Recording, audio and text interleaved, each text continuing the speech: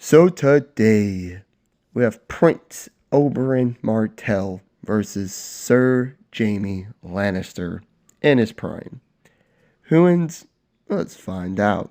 So, before we get started, I will be using both show and book versions of the characters. So, it's basically a composited version of each character, of both of them anyways. And I will be using Jaime when he had both hands. That's what that means of Jaime in his prime. So, with that out of the way, let's talk about physicality. Prince Oberyn Martell is described as a tall, slender, graceful, fit man who's as quick as a water snake and very athletic. In the show, despite being in his lower 40s, we saw him move around with graceful mobility, usually outdoing the Mountain, who Bronn said was too fast for his size. He has just a lot of athleticism on his side. He's a very athletic man, or was. That's sadness. I don't like to talk about that. But anyways, Jaime is described as being tall, extremely strong, and quick. So basically, he's very strong without being monstrously strong, from characters like Great John Umber, the Mountain, Sandor Clegane, etc. He's just a league under them in terms of physical strength. Jon Snow said he was what a king should look like, and Bran Stark thinks he looks more like the Great Knights. No, he looks like the Great Knights from the stories. We know he could slice down armored men with just one slash of his sword.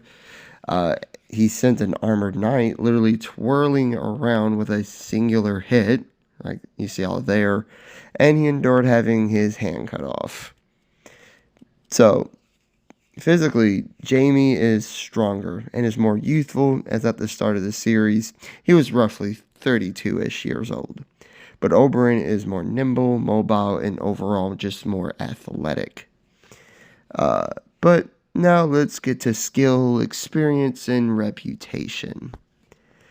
Jaime is one of the very best of all time. This was confirmed by George R.R. Martin himself, and Jaime had the ego and arrogance of a man who had maxed out their skill points in swordsmanship. His name is regarded in the same tier as people like Sir Arthur Dayne and Sir Barristan Selmy. Goats. They're goats. The only problem is by the time he loses his hand, he really hasn't done much. He just has this title and this reputation as one of the best, but without any real feats to back it up. However, he has done some things, obviously. He clearly had some of the best training possible at Casterly Rock when he was growing up, and was knighted into the Kingsguard at just 15. I think that, which I think is the youngest ever. But to be fair, the Mad King only did that to piss off Tywin. But being a part of arguably the greatest Kingsguard to have ever lived definitely would still help him out. As a teen, we know he was able to hold his own against the Smiling Knight, that generation's version of Gregor Clegane in terms of psychoticness, I guess. And this is impressive given his young age. However, Dayne needed to step in and save him. And then during Robert's Rebellion, he never left King's Landing. He didn't actually do any of the fighting. And yeah, because of his lack of achievements, this is why he was so desperate to fight Ned Stark so he could beat a highly respected name. He did eventually get that fight with good old Ned, and a brief fight where Jaime did have the clear upper hand.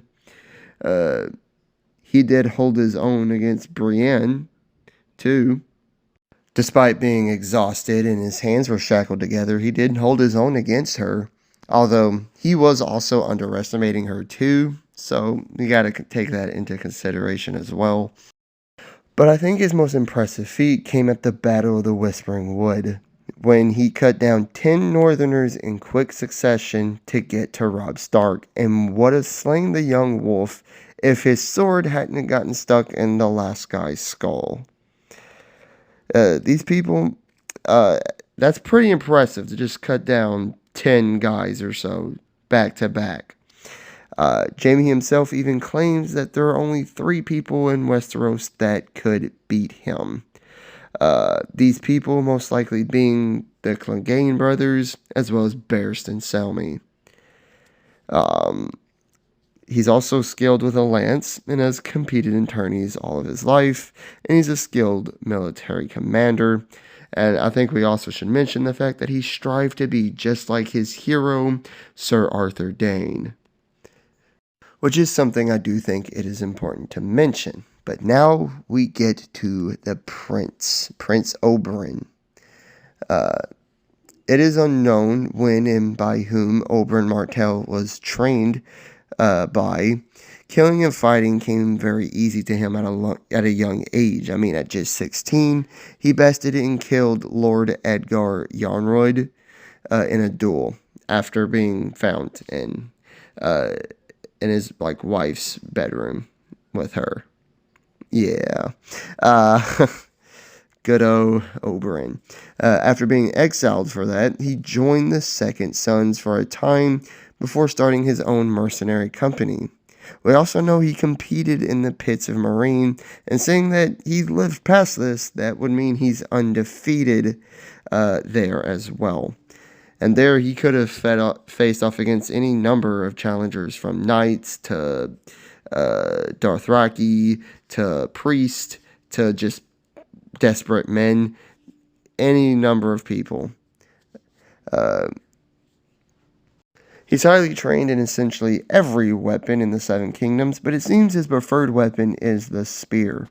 He fights with such mobility, grace, and lethal precision, and he was a highly intelligent fighter as well, as he knew the weak areas of plate armor. He also spent years studying at the Citadel, earning 6 of the Maester chain links, and becoming very knowledgeable of the human anatomy and of poisons. So much so that he laces his weapons with it. So when you combine his skill with his grace, lethal precision, intelligence, his poison, and his ruthlessness, and now you know why he gained the name the Red Viper. He was even the perfect foil for the Mountain Sir Gregor Clegane, probably the most feared man in all of Westeros. I mean, we all can agree, Oberyn had Gregor beat. He won that fight, right?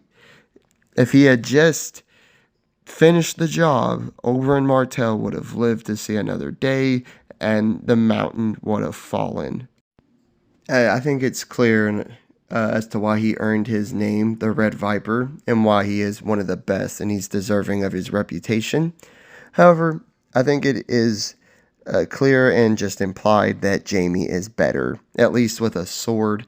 I don't think Oberyn is one of the 3 people that Jaime considers to be someone that could beat him, although I could be wrong. It's never explicitly said. But he's also always talked about in the same light as Dayne and Selmy, unlike Oberyn. And you can watch videos of people ranking the best fighters in Game of Thrones, including my very own, and Jaime is always put near the top while Oberyn is placed lower on the list. He makes the list, of course, but he's always lower. However, if there was a man on that list that could realistically beat every other person on that list, including Jaime, it's Oberyn. He truly is like the Batman of this universe, with his skill, intelligence, and resourcefulness, cunning, ruthless nature, and his poison. No, he's not as good or as highly regarded as Dayne or Selmy, but if you put him in a 1v1 with either of them, you can make a solid argument that Oberyn could win. And now, just some last things to mention. Both men seem to carry a dagger on them, which I think is important to mention. Jaime wears the best plate armor gold can buy, that's not Valyrian steel, and Oberyn refuses to wear any armor as it slows him down. And lastly, I need to mention arrogance. Both men were cocky and arrogant, okay? But Jaime took it to another level, to the point he would get butthurt and angry as someone talked down to him. Oberyn, on the other hand, would calmly smile and prove them wrong by sadistically killing them. And something else too, both men know of each other's reputations, right? They both know the possibilities. They both know what the other one is bringing to the table. So, who wins, though? That's what we're here to find out. The Red Viper or the Kingslayer? Well, Jaime is stronger. He's more protected due to his armor, and is better with a sword for sure. But Oberyn is more agile and mobile, smarter, has the reach advantage with his spear, and again, he has his poison. It really just keeps coming back to that. To be honest, I don't see how Oberyn loses this fight. His intelligence and the weak spots of plate armor, as well as knowledge of the human anatomy, means he knows exactly where to hit Jaime. He knows where like blood vessels and arteries are at, while Jaime just knows to go for the head or the chest or something like that. Each hit will be putting more and more poison into him, and the spear means Jaime will have to work harder to get in striking distance, due to that reach advantage it gives Oberyn. And I'm sure Oberyn is even smart enough to play on Jaime's insecurities. Now, Jaime isn't stupid. He has the instincts of one of the highest regarded knights. And he knows Oberyn's reputation, so he knows to be cautious. He also knows how to counter a spear with a greatsword. The problem here is that Oberyn isn't just anyone with a spear. He's arguably the best, probably the best we've seen in the show, maybe even in the books. And at the end of the day, I just don't think it's enough to justify that Jaime would beat Oberyn more times than not. Even in a trial by combat scenario, or just on a battlefield or in the streets of King's Landing or wherever, Oberyn is always ready for a fight. And at the end of the day, I have to side with Prince Oberyn Martell. Like and subscribe if you did enjoy. Leave a comment of what you thought and hit the notification bell to be notified of all my future videos and all that great stuff. I truly do appreciate it. And I'll catch you all on the next one. Peace.